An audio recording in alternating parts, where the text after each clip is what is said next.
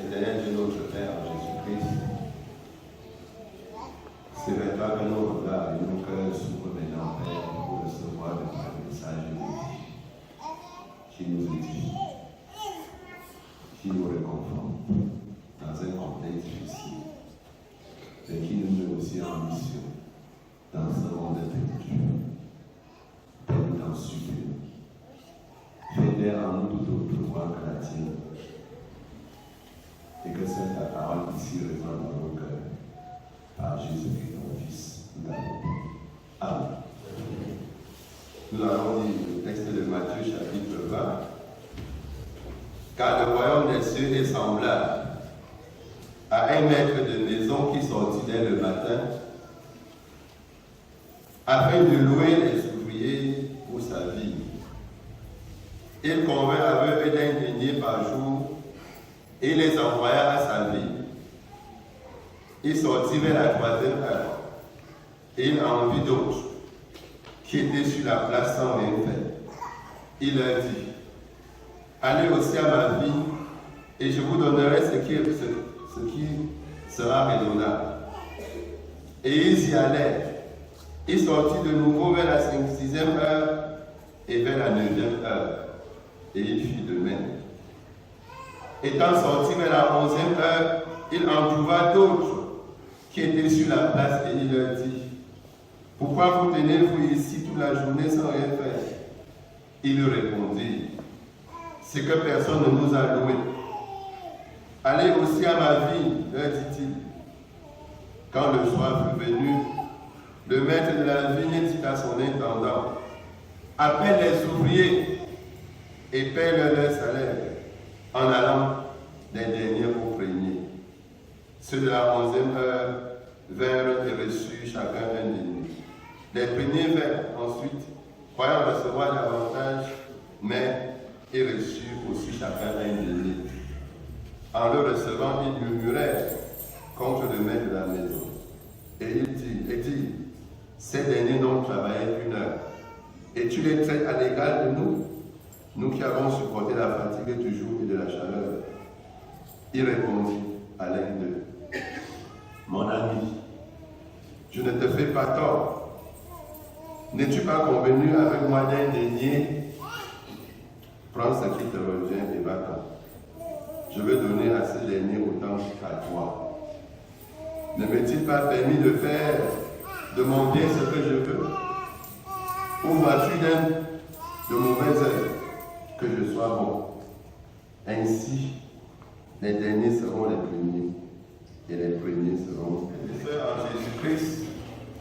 Nous sommes là une fois de plus devant une parabole complexe et sage de notre Seigneur. Jésus emprunte dans l'usage contemporain du recrutement des ouvriers pour la vigne pour parler à toutes les générations du royaume de Dieu.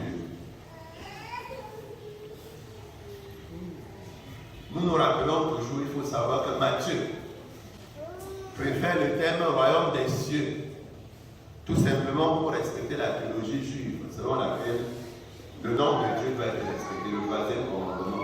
Tu ne prononceras pas le nom de Dieu en vain. Et pour respecter ce commandement, les Juifs appelaient Dieu Adonai, Seigneur, c'est-à-dire ils ne prononçaient pas le nom de Dieu. C'est pour respecter cette théologie que Matthieu préfère dire royaume des cieux et non royaume de Dieu, comme les autres évangiles. Le royaume de Dieu, c'est quoi? Qu'est-ce qu'un royaume? Un royaume, c'est un espace qui est dirigé par un roi. Hier, quand je rentrais de Banougou, j'ai vu royaume Bangwa. Avant, je vois royaume Batoufam. J'arrive, je vois royaume Bafoussam.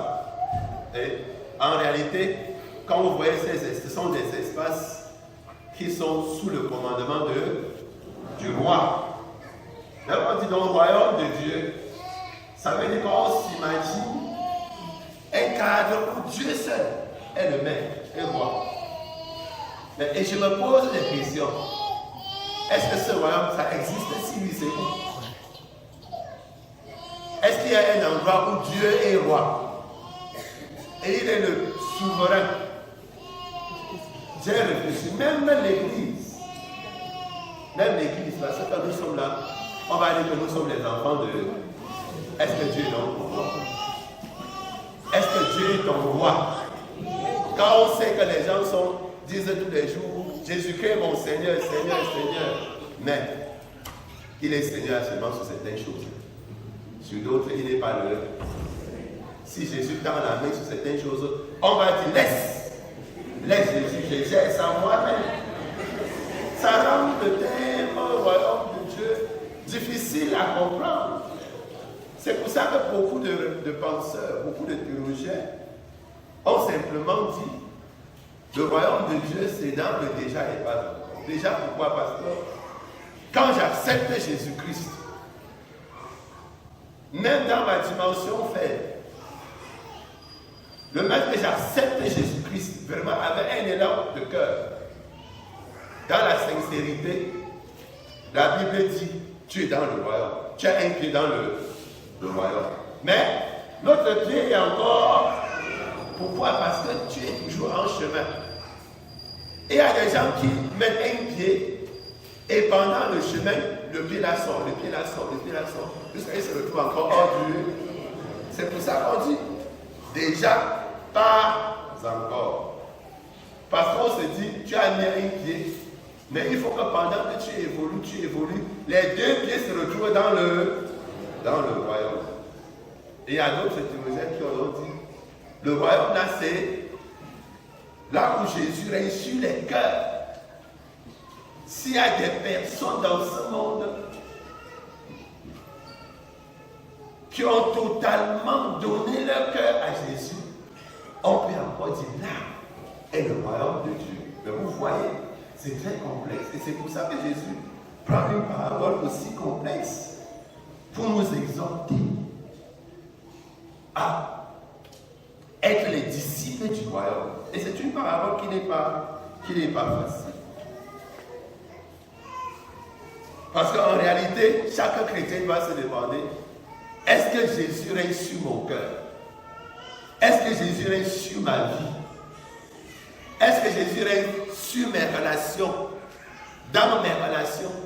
Est-ce que Jésus règne, si tu es choriste, quand vous vous réunissez là, tu as l'impression que Jésus règne au sein de ta chorale? Dans vos signes de prière, tu as l'impression que Jésus est véritablement roi? Point d'interrogation. Devant la complexité du règne, le texte nous amène à réfléchir. Nous sommes dans le pas encore. Parce que quand nous verrons le Seigneur, quand nous le verrons face à face, c'est un jour. Nous sommes de ceux qui le contemplent face à face. Nous dirons que nous sommes pleinement dans le royaume, pleinement en face de lui. Mais on ne sait jamais si nous serons tous là. Parce que la vie du chrétien, la vie de l'homme est compliquée. Beaucoup chantent, dansent, sautent. Mais ont une vie chrétienne très timorée. Que si vous regardez, vous allez voir que ce n'est pas une vie chrétienne. C'est pour ça que c'est très compliqué. Et là, la parabole de Jésus-Christ est très intéressante. Le maître dans cette parabole, c'est Dieu lui-même. C'est Dieu lui-même qui, en Jésus-Christ, va toujours à la recherche, non pas des paresseux, mais des travailleurs. Et la parabole de Jésus est très intéressante. Le maître sort pour chercher les travailleurs, les adorateurs travailleurs, pas les adorateurs paresseux. Il sort à différentes heures. On dit dès le matin qu'il est sorti. Et jusqu'à 17h le soir, à la 11e heure, il est sorti. Et l'image est forte. L'image nous rappelle que depuis la création du monde, Dieu est toujours en train d'appeler les gens à son royaume. Dieu est toujours en train de tendre sa main aux gens pour qu'ils viennent travailler pour son règne. L'image est très forte. C'est pour ça que la Bible dit, depuis la première heure jusqu'à la dernière heure, même après nous, jusqu'à ce que Jésus-Christ revienne pour juger le monde Dieu va toujours tendre sa main vers les gens pour appeler les gens à œuvrer pour son règne. Il ne va jamais se lasser. La main gracieuse de Dieu est toujours tendue vers l'humanité pécheresse. Ceux qui acceptent cette main entrent joyeusement dans le royaume de Dieu. C'est pourquoi le maître ne se lasse pas d'appeler les gens à différentes heures, non pas pour leur vigne, mais pour sa vigne, lui. La vigne de Dieu, c'est le monde. C'est ce monde dans lequel nous trouvons. Il y a une relation étroite dans cette parabole entre ouvrier qui répond à l'appel et les autres. Il faut bien comprendre. Un ouvrier qui répond à l'appel de Dieu est différent des autres qui ne répondent pas à l'appel. Celui qui a répondu à l'appel sait qu'il œuvre dans la vigne de Dieu. Celui qui a dit oui, je vais aller travailler, il sait qu'il va travailler dans la vigne de Dieu. Il ne regarde plus ou ne considère plus le monde comme un simple espace. Il ne considère plus le monde comme une simple créature de Dieu. Il considère le monde comme la possession de Dieu, qu'il doit cultiver, entretenir, faire même la promotion. Il ne voit pas dans la vigne un espace qui lui appartient. Il n'en est pas le propriétaire, mais plutôt un espace qui lui sert pour bien vivre, pour mieux témoigner de son Dieu. Mieux vivre parce que l'ouvrier mérite son salaire. C'est pour ça que Dieu a laissé dans l'espace monde tout ce qui est convenable pour que l'homme vive bien. Si l'on vive mal, ce n'est pas la volonté de Dieu. N'étant pas propriétaire de la vigne, l'ouvrier sait qu'il n'a pas le droit de détruire cette vigne. Il sait qu'il n'a pas le droit de ruiner la vigne, parce que la vigne appartient à Dieu. Il doit y travailler avec crainte. Il doit travailler avec respect de la volonté du Père, qui en est propriétaire. Mais pour que le Seigneur nous permette de comprendre la profondeur de son message, il renverse l'ordre capitaliste du monde. L'ordre capitaliste, mes frères, nous sommes dans un monde capitaliste, dans lequel on respecte les gens, on a de la considération pour ceux qui apportent quelque chose, pour ceux qui donnent, pour ceux qui font ceci, cela. C'est ceux-là. C'est vers ces personnes que le monde a trop de considération. Tant que vous n'apportez rien, vous ne comptez pas. Et c'est l'esprit qui était dans le texte. Celui qui travaille moins, gagne moins. Celui qui travaille trop, gagne trop. Ça, c'est le monde capitaliste. L'adage populaire nous dit ceci: si tu dors, ta vie va dormir. La vie appartient à ceux qui se réveillent tôt. C'est la justice rétributive. Si vous n'apportez rien, vous n'avez aucune considération. On ne vous respecte pas. Même dans nos foyers, aujourd'hui, si vous n'apportez rien, vous n'avez aucune considération. Voilà pourquoi les mariages sont devenus difficiles. Nous, on savait que la mère travaillait durement parce qu'elle était dans le foyer. Aller chercher les enfants, éduquer les enfants, préparer, mettre à la maison, c'est ça. Fais tout ça aujourd'hui, ça ne dit rien à personne. Tant que tu ne viens pas le cas, tu n'as rien fait. C'est le monde capitaliste. La justice rétributive, elle est très dangereuse pour la société. Jésus attire l'attention de ses disciples sur cette justice rétributive. Avec cette parabole de Jésus, nous comprenons mieux le dernier verset de Matthieu chapitre 19. Les derniers seront les premiers. À la fin de la journée, Jésus, le maître, commence la paix par les derniers. Il ne commence pas par les premiers. C'est scandaleux. C'est-à-dire, il commence par ceux qui sont arrivés à 17 heures. La fin du travail chez les Juifs, c'est 18 heures. Ils ont juste travaillé 1 heure. Normalement, selon la justice rétributive, il ne va même pas être payé. Quel patron va vous payer? Mais le maître leur donne un denier. Un denier. Lorsque le maître leur donne un denier, ceux avec qui le maître a conclu un salaire le matin à 6 heures, jubilent, ils disent que nous aurons même 15 deniers. Si on a donné un denier à ceux-là, nous, c'est sûr qu'un denier par heure, nous aurons même 12 deniers. Ils savent dans leur conscience que l'égalité de salaire crée l'inégalité de traitement. Mais lorsqu'arrive leur tour, ils reçoivent aussi un petit denier. Quelle injustice!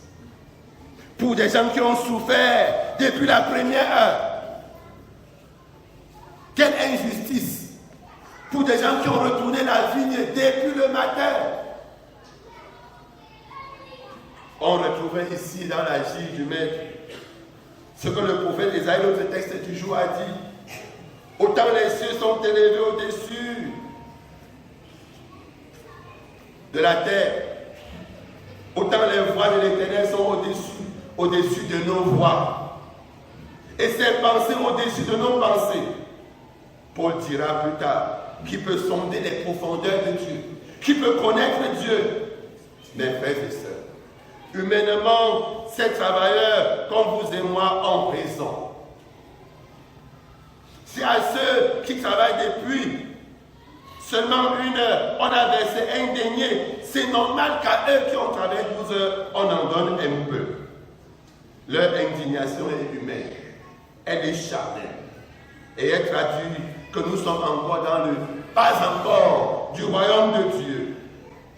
Mais la justice de Dieu, elle est incompréhensible. Elle est au-dessus de toute compréhension humaine. Sinon, mes frères et sœurs, comment comprendre que par le sacrifice d'un seul, tous sont sauvés? Comment comprendre que le brigand sur la croix entre dans le royaume de Dieu alors qu'il faut une grâce particulière pour sauver Judas et Pierre, qui pourtant ont travaillé avec Jésus depuis, mais qui à la dernière minute ont commis le tort. Judas de trahir Jésus. Lui qui a pourtant travaillé avec Jésus depuis 3 ans, mais le brigand à la croix, qui a passé sa vie à régner Jésus. Jésus lui dit quoi? Ah, tu seras aujourd'hui où? Dans le paradis. La justice de Dieu au-dessus de toute compréhension des hommes. Le Seigneur exerce, mes frères et sœurs, sa justice en toute indépendance. Dans cette parabole, Jésus montre que Dieu garde sa totale liberté et sa totale souveraineté sur le monde. Ceux qui pensent qu'ils sont au centre du monde peuvent faire de ce monde ce qu'ils veulent, se trompent. Totalement. Ils sont totalement dans l'erreur. Jésus montre que le Maître, Dieu, est encore le Maître du monde. Nous sommes tous sous son contrôle. Il connaît l'homme dans sa profondeur. Il n'entend exclure personne de son royaume, contrairement à la pensée des hommes. Les hommes auraient souhaité que ceux qui ont passé leur vie à rejeter Jésus-Christ ne viennent même pas à l'église. Je vois souvent les chrétiens m'étonnent parfois. Parce que peut-être quelqu'un est notable à la chefferie, le jour qu'il vient à l'église, on veut le fuir. Quelqu'un qui a peut-être commis une faute, je ne sais quoi, dans sa famille ou dans la société quelque part, le jour qu'il met pied à l'église, sur son banc, on peut le laisser seul. En réalité, c'est ça la justice, c'est que dans la tête des êtres humains. On aurait même voulu que ces gens-là meurent en enfer. Qui vous a dit? Jésus ne désire la mort de personne. C'est ça la justice de Dieu. Il ne veut la mort de personne. Contrairement à nous les êtres humains, nous voulons que certains périssent. Dieu veut sauver tout le monde. Il ne veut que personne se perde. Notre Seigneur est justice et grâce. De même qu'il vient chercher l'homme perdu. De même c'est lui qui rétribue. C'est lui qui sait comment il récompense. Il nous appelle tous, à travers cette parabole, à être des premiers acteurs de son règne dans ce monde. Il nous invite tous, petits comme grands, parents comme enfants, à être les premiers travailleurs de son règne. C'est pour ça que le texte insiste sur le terme travail.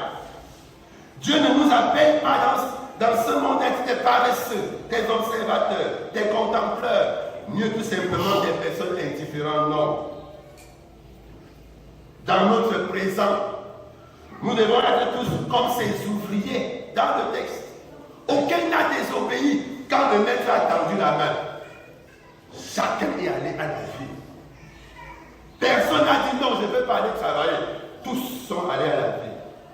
La dimension obéissance est ici capitale pour être citoyen du règne de Dieu, citoyen du royaume de Dieu. Si nous ne sommes pas obéissants à Dieu, nous ne sommes pas ses enfants, nous ne sommes pas ses sujets. Un bon sujet d'un roi est obéissant. Il respecte son roi. Est-ce bien ton cas, mon frère? Est-ce bien ton cas, ma soeur?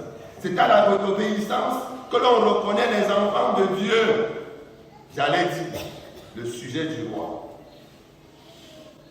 Mes frères et sœurs, sachons que dans l'obéissance, nous travaillons à l'œuvre de notre Seigneur. Et pendant que nous travaillons à l'œuvre de notre Seigneur, il peut nous récompenser comme il veut. Pendant que toi, chrétien, tu te bats pour glorifier le nom du Seigneur, Dieu peut te récompenser comme il veut, comme il entend. Soyons simplement à mesure de remarquer premièrement que Dieu nous a récompensés par une grâce particulière. Et la grâce de Dieu n'est pas que matérielle. Elle peut être au niveau de la santé. Elle peut être au niveau d'une prestation quelconque. Elle peut être dans la vie de tes enfants. Elle peut être dans la vie de tes petits-enfants. Ne dis pas que Dieu n'a rien fait. Il t'a récompensé. Le texte biblique attire seulement ton attention. Sur les murmures, les ouvriers de la première heure murmurent sur la grâce que Dieu accorde aux de la dernière heure. C'est la vie des anges. Au lieu que nous puissions rendre grâce à Dieu pour les grâces qu'il met dans nos vies, nous murmurons sur les grâces qu'il a mis dans la vie des autres. Nous voulons simplement, pourquoi Dieu a béni tel comme ça, pourquoi c'est pas moi? Pourquoi il a béni ses enfants, pourquoi pas mes enfants? Pourquoi il a béni tel village, pourquoi pas mon village? Le texte attire notre attention. Enfin, le texte comporte un piège dangereux pour beaucoup parmi nous.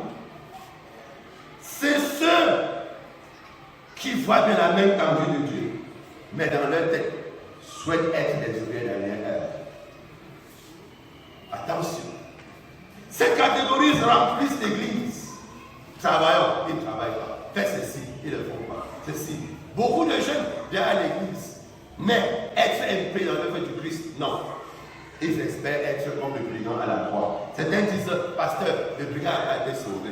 Non, ce n'est pas ton cas. Parce que la parole de Dieu retentit dans ton cœur. C'est la même de Dieu qui te tente. Ce que Jésus attend de toi, c'est l'obéissance comme tous ses ouvriers. L'ouvrier de la dernière heure, c'est le sauvé in extremis. Ce que l'apôtre Paul appelle comme à travers du feu. Ce n'est pas ton cas. Jusqu'à aujourd'hui, la parole de Dieu te conseille et te dit encore, va dans mon champ de travail. Le champ de Dieu, c'est le monde. Ce n'est pas ton champ. C'est dans ce monde-là où tu vas travailler pour transformer. Travailler pour que la vie soit possible. Non pas travailler pour détruire. Non pas travailler pour ruiner. C'est dans ce champ-là que Dieu t'envoie pour le témoigner. Pour dire que j'ai un Dieu qui est bon pour nous tous. Que Dieu bénisse en nous sa parole. Amen.